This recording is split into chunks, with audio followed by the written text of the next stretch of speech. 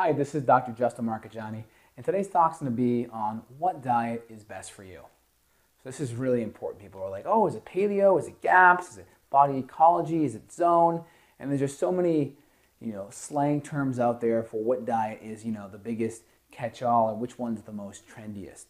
So first things first, we have to know, why do you eat what you eat? That's the first question. Right? Why do you eat what you eat? Once you understand this question, it doesn't matter what superlative, cool diet name you add to the list. So first thing, any good, healthy, sustainable diet has to include whole foods. So eating real whole foods. So real food is an important addition to a good diet. It is an absolute must. Also, we need foods that are nutrient dense. Nutrient density is really important. So what I mean by nutrient density, vitamins, right? Vitamin A, B, C, D, E, fat-soluble nutrients, minerals, all these things are really important. Also, we want the diet to be anti-inflammatory. We want it to feed our prostaglandin E1 and E3 pathways. These are our anti-inflammatory. They help our body heal and build up faster than we break down. When we feed more of our arachidonic or prostaglandin E2 pathway, big fancy words, but all you have to know is one pathway is inflammation, one pathway is anti-inflammation. Typically, there's a decent balance. We want it to be a little bit more anti-inflammatory than pro-inflammation, just so our body's healing and we're not stressing out our adrenal glands. So again, anti-inflammatory is another important component. And this is really important. If you have adrenal fatigue or if you have chronic pain or any health issues, got to make sure your diet's anti-inflammatory. And most of the pro-inflammatory foods, guess where they're going to be? Packaged, refined vegetable oils, trans fats, excess sugar. All of these foods are going to be the real pro-inflammatory ones.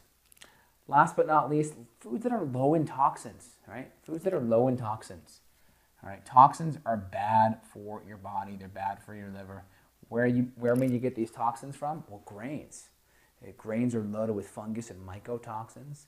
You may get it from certain foods that have extra phytic or oxalates or oxalic acids that bind up minerals. Not good for your body, right?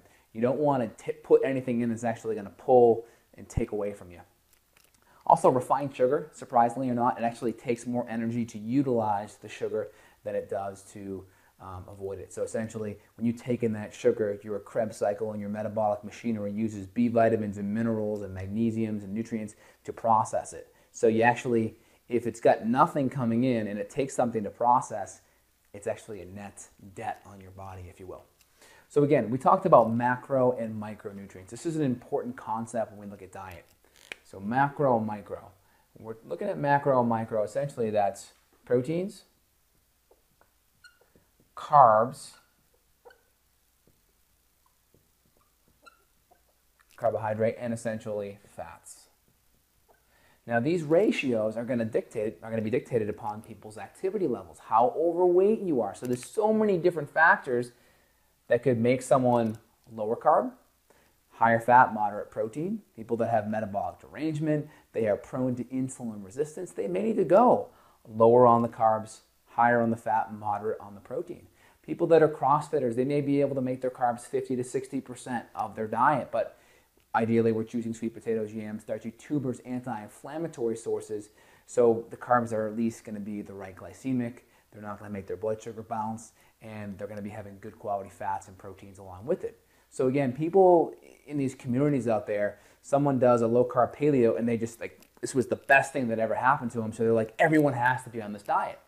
And that was me. I have a tendency towards low-carb paleo type of diet eating. But that worked great for me, but I understand that it may not be specific to my professional athlete or to my menopausal female patient or to my person that was pre-diabetic and now is out of that diabetic range. So it has to be individualized and customized. There are some constants though. Real food, nutrient dense, anti-inflammatory, and low toxin. Those are the constants. The macronutrients, these can be tweaked.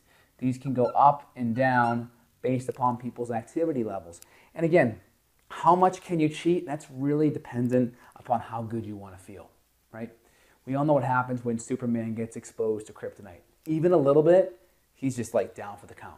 So if you know there are certain foods that are your kryptonite, I mean, seriously, do you want to feel like crap for 1 to 2 days?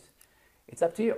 Figure out how bad you feel. Maybe it's just you get a little gassy and bloaty for a little bit so you can cheat, maybe have a little bit here and then. I have an autoimmune thyroid condition. I never touch gluten to my lips ever. I just have a visualization of a little piece of my thyroid tissue burning up. And that's more than likely what's happening according to the literature. So it really depends. What's your kryptonite and how bad does it hurt you?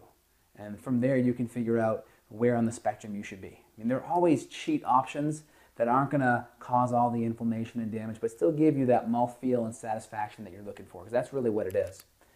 Blood sugar stability. So we could be eating the right diet, but our meal timing can suck, frankly. We could get up in the morning, we could be under a whole bunch of stress and not eat our meal till 3-4 hours in. It may be the perfect nutrient-dense, anti-inflammatory, low-toxin meal, but because our timing isn't good, it can put more stress on our adrenals and our sympathetic nervous system. So make sure your blood sugar is balanced. If you're under a lot of stress, get your protein and your fat and your breakfast in that first 30 minutes to an hour. Set your alarm. Don't go more than 4 to 5 hours without eating. But on the same side, don't be a grazer. Don't eat every 1 to 2 hours either, because then you never let your body go into fat burning mode. So it's this constant tug of war we're having. We don't want to go too far and stress our body out, but we don't want to be a grazer and eat all the time and never really burn fat. And again, things like intermittent fasting, these things are great. Again, if you have adrenal fatigue, you're under stress, you have any thyroid symptoms or autoimmune conditions, I recommend get your body back into shape first, and then do your intermittent fasting on maybe a Saturday or Sunday where your stress level is much lower. I hope I gave you some great information here that you can start applying and using. If you're having any autoimmune conditions or any chronic illnesses or problems with your diet and customizing it to you, feel free and check out my information below so I can help. Feel free and subscribe to the channel for more great free information to come. Thanks. This is Dr. Justin signing off.